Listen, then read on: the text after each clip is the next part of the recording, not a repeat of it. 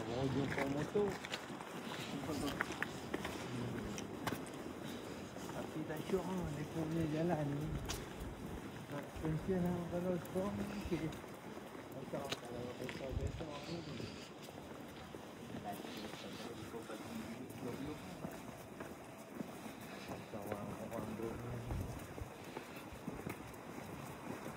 Oh macam batu ni macam tak famous.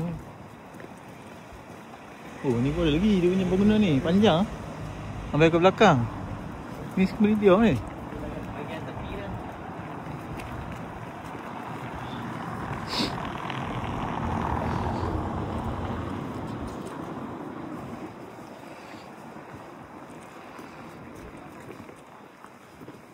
Duk. Besar kalau pergi dekat Munich. Tak besar macam ni. Besar macam ni. Munich biasa kan. Dia bangunan tak tinggi, dia bangunan macam ni. Tapi bangunan